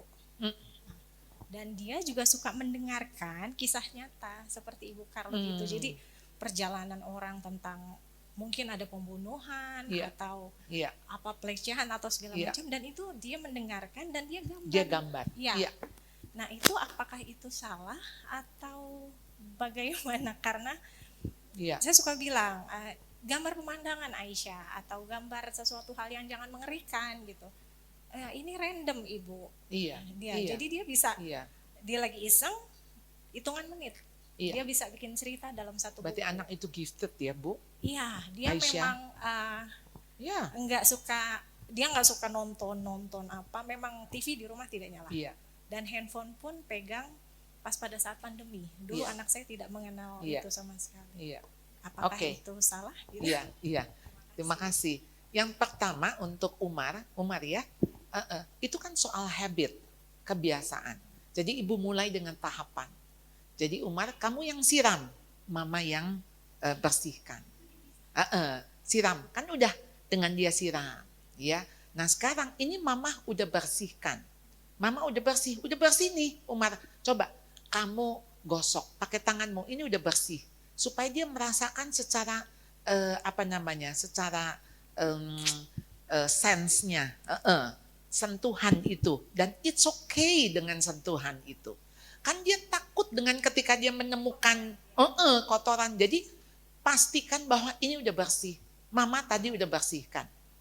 Tapi kamu seperti kayak finishing touch gitu. Ininya. Supaya dia terbiasa dulu dengan sentuhan itu. Yes, betul. Karena itu polanya, Bu. Ya. Lalu dengan si Aisyah, Bu, dengan ibu meminimalisir sebetulnya asupan-asupan dalam konteks film dan sebagainya, sebetulnya imajinasinya juga nggak akan menjadi liar, ya. Tetapi dia itu bicara di visual. Apa yang dia lihat masuk ke visualnya. Kan anak-anak yang menggambar tuh dia bicara di dalam gambar. Dia bercerita di dalam gambar. Ya, makanya saya langsung bilang anak ibu gifted loh. Dalam sekian menit udah langsung ada, enggak masalah. Tinggal sekarang apa yang memicu dia. Makanya kalau yang ditontonnya yang nggak baik ya gambarnya jadi nggak baik dong, Bu. Iya, orang itu bercerita kan dia nggak lihat, tapi di sini kan ada gambar, Bu. Dia thinking in picture. Jadi dia berpikirnya di gambar. Makanya cerita yang apa yang masuk? Kalau ceritanya cerita horor, maka yang masuk juga horor, Bu. Kisah nyata, oke. Kalau dia kisah nyata, Ibu tinggal gini. Apa yang kamu pelajari, Nak? Apa yang kamu pelajari? Itu kan kisahnya orang. Lalu kamu dapat apa? Apa hal baik yang kamu bisa lakukan? Jadi arahkan ke sana. Oke? Iya. Tadi Ibu, silahkan Bu.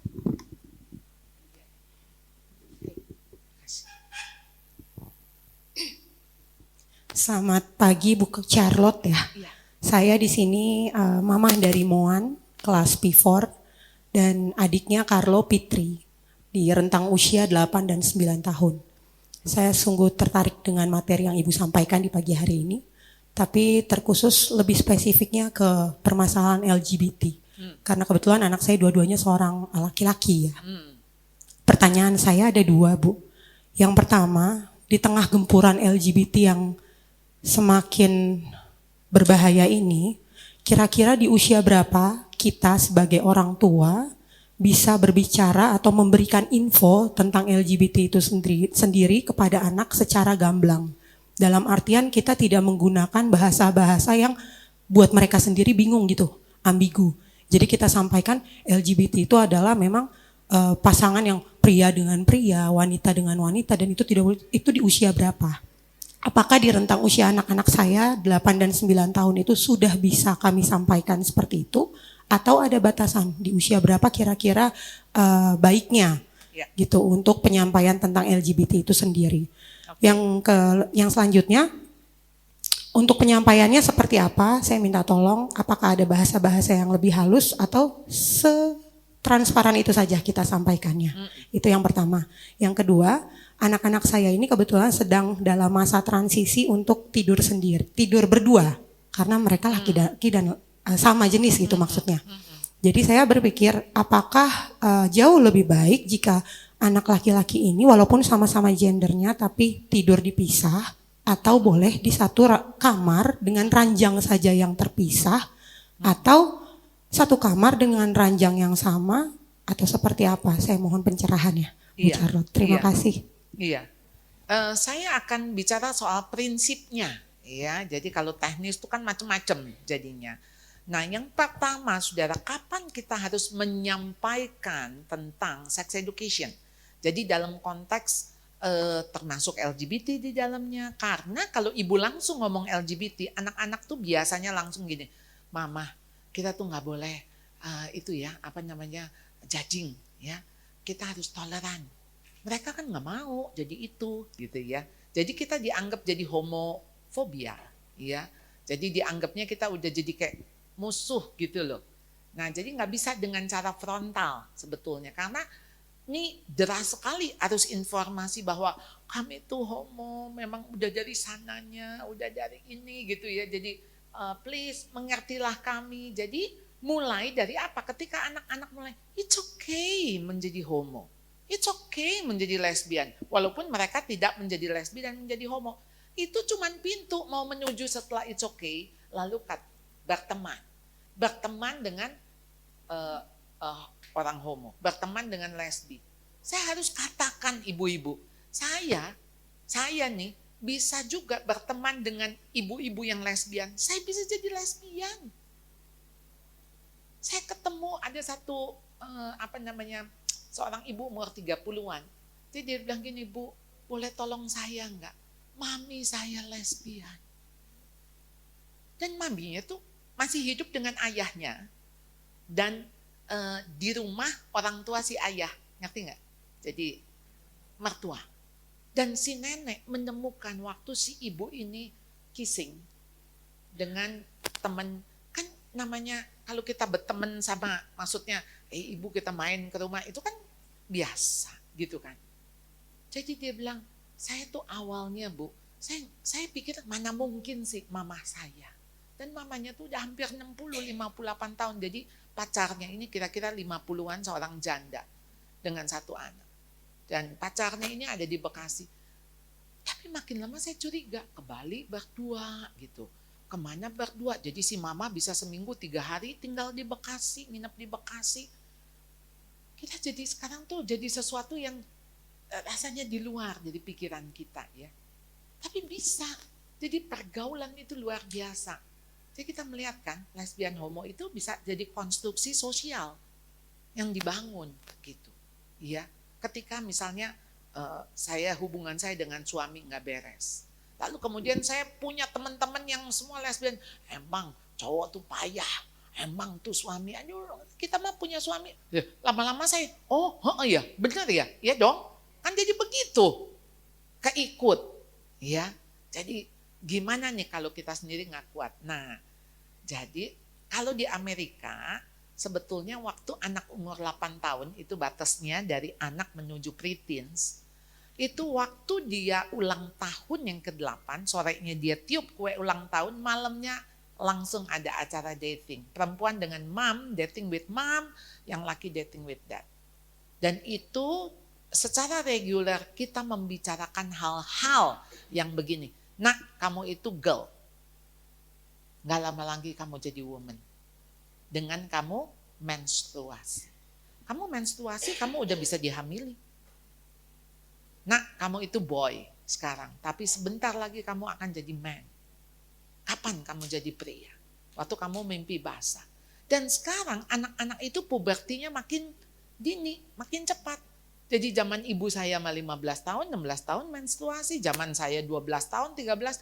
Sekarang anak umur 9 tahun sudah mens. Yang badannya gede-gede itu bongsor. Kelas 3. Sampai saya bilang, Tuhan jangan turun lagi ke TK. Gimana tuh? Dia aja masih ngompol. Iya kan? Jadi jangan sampai maksudnya, ini gimana kan puberti. Jadi wah, badan besar, asupan makanan dan sebagainya. Nah, jadi kalau kita mah mungkin di double digit lah ulang tahun ke-10. Jadi itu acara di mana saudara kita sebetulnya punya panduan ya, buku-buku yang baik, yang sehat, film-film yang sehat ya, jadi tentang puberti. Jadi dulu saya ngumpulin tuh dari Discovery School ya, jadi konteksnya itu edukasi ya. Jadi membicarakan apa sih yang berubah. Misalnya anak laki ada jakun, anak perempuan tumbuh payudara. Lalu apa yang terjadi di dalam perkembangan seksual yang sekunder, apa yang terjadi. Nah itu jadi kita bicarakan dengan anak. Dan inilah rahasia di antara kamu dan mama. Kamu mau tanya apa saja, tanya sama mama. Dan mama akan berusaha jawab. Nah baru pelan-pelan ketika dia trust dengan kita, baru kita ngomong LGBT.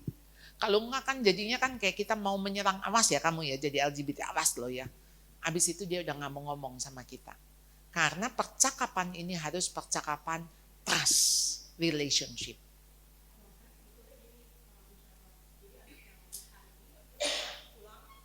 Iya. Iya. Jelasin. Nah, jadi saat dia bertanya, ibu menjawab.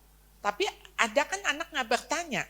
Nah, acara dating itu yang tiap minggu kita ngomongin yang ini, ya bicara soal, kamu udah pernah denger nggak kata homo?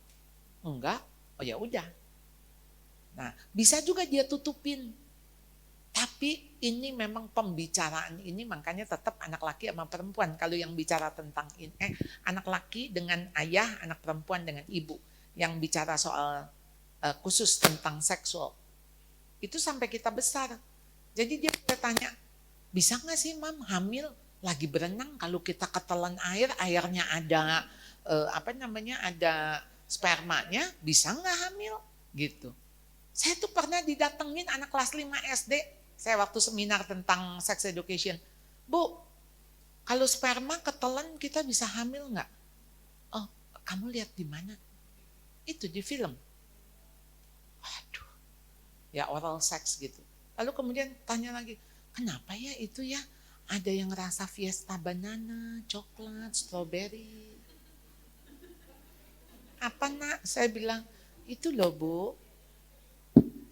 Saya juga bingung ya kenapa sih kondom ada rasanya ya. Nggak tahu tuh, jadi gimana ngejawabnya. Tapi itu anak kelas 5 SD. Dari mana? Tapi ya saya harus menjawab diskusi. Jadi tanya dulu, kamu tahu ini dari mana nak? Gitu. Jadi jangan anak TK, mama aku ini datang dari mana? Gitu. Jadi jangan, sel sperma bertemu dengan sel telur.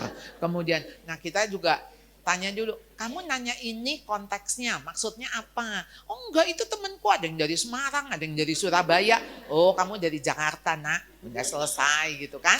Ya, jadi kita tanya, kenapa kamu jawab begini? Mengenai tidur, nggak apa-apa bu, kita lihat relasi ini sehat enggak? Ya tentu jangan satu ranjang queen gitu, pisah, satu di sini, satu sini.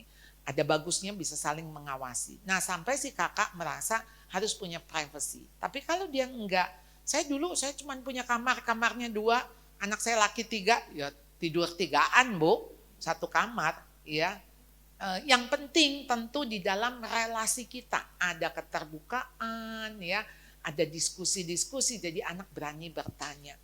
Jadi kita juga bisa mengawasi dari situ. Awasi tontonannya, awasi bacaannya, awasi teman-temannya. Jadi lebih baik teman-temannya datang ke rumah. Jadi kita bisa tahu apa yang dibicarakan, apa yang dia tonton. Jadi jangan anak kita ke rumah orang, kita nggak tahu kan. Ayo buka rumah, buka. Modalin dah. Beliin pizza, beliin apa gitu. Maksudnya modalin. Supaya kita bisa mantau. Jadi kalau mereka main di kamar, ya saya kan bisa ada alasan kan ketok, ini ada apel gitu. Padahal langsung kan kelihatan beberes. Oh berarti ada something ya. Lagi nonton apa gitu. Ya gitu-gitulah ya. Bagaimana kita menjadi orang tua yang juga bisa asik buat anak, tapi kita juga bisa mengawasi. The last one, ibu ya? Iya. Oke, silakan. Selamat siang. Thank you ya Bu Charlotte atas semua edukasinya. Perkenalkan saya Cesa, ibu dari William dan Maurits. Yang saya mau tanyakan adalah apabila dalam sehari-harinya anak-anak saya ini memang kami punya rumah sendiri, akan tetapi karena kesibukan kedua orang tua sehingga anak-anak bersama Nenek. ya opungnya seperti itu kan ya, dan di dalam rumah opung itu kan banyak generasi, artinya umurnya variasi dari mulai dari umur Ada 16, omnya, 13, keponakan yang lain. baik betul. Dan yang lagi omnya juga lagi yang pubernya yang udah apa ya, mulai kelihatan yang arahnya belum benar gitu, walaupun sudah sering kali diingatkan oleh kami kakak-kakaknya dan abangnya. Bagaimana menyikapi hal tersebut, karena Senin sampai Jumat anak-anak saya selalu bersama di dalam rumah tersebut, dan saya untuk memiliki sarana komunikasi saya memberikan memang handphone kepada abang yang anak saya pertama, di mana anak saya yang pertama itu dia usianya 11 tahun. 11 tahun dia juga sudah, menurut saya udah pubertas dengan tanda-tanda dia sudah mulai keluar jerawat dan sebagainya. Dan kalau misalnya komunikasi dia memang anak yang tipenya tertutup seperti itu. Jadi bagaimana dia menjaga identitas seksualnya dan lain-lainnya supaya filternya lebih kuat, tidak terpengaruh. Karena itu kan memang komunitasnya keluarga besar ya. Karena kalau saya kembali ke rumah, memang saya ajarkan, tapi itu di atas jam sore, seperti itu Bu Charlotte. Lalu berikutnya, ini seminar oke banget. Kan di dalam Sekolah Harapan Prestasi juga ada kegiatan pembinaan karakter, dimasukkan dalam intrakurikuler. Apakah bisa kami orang tua yang mungkin tidak sempurna, itu dibantu juga oleh pihak sekolah sebagai institusi pendidikan. Jadi berbeda lah anak-anak yang terdidik di sekolah nasional plus dengan yang lain sebagainya. Apa bisa dengan kegiatan seperti ini tuh diseringin gitu. Jadi emang seksual itu perang terbesar sekarang kan Bu gitu. Daripada kebodohan dan kemiskinan, tapi seksual itu membuat generasi berikutnya itu akan tidak lebih baik. Sedangkan kita kan sebenarnya orang tua bekerja keras atau apa supaya generasi kami lebih baik, tempatnya nyaman. Tapi di dalam tempat nyaman itu ternyata terdapat benih-benih yang nggak bagus, itu yang kami sayangkan. Apakah bisa juga dari pihak sekolah bisa memberikan inputan-inputan seperti usulan ini ya, Bu, di dalam pembangunan karakter yang selama ini ada biasanya di hari Senin atau Jumat setahu saya. Terima kasih. Baik, terima kasih. Harus diingat bahwa peran pertama dan utama adalah di orang tua. Jadi walaupun sekolah memberikan edukasi, tentu saya yakin banget ya, kita sekolah namanya kita guru, itu pasti kita mengedukasi hal itu. Tapi karena bicara seksual adalah bicara relasi. Relasi yang dia bisa percaya, trusting relationship tadi.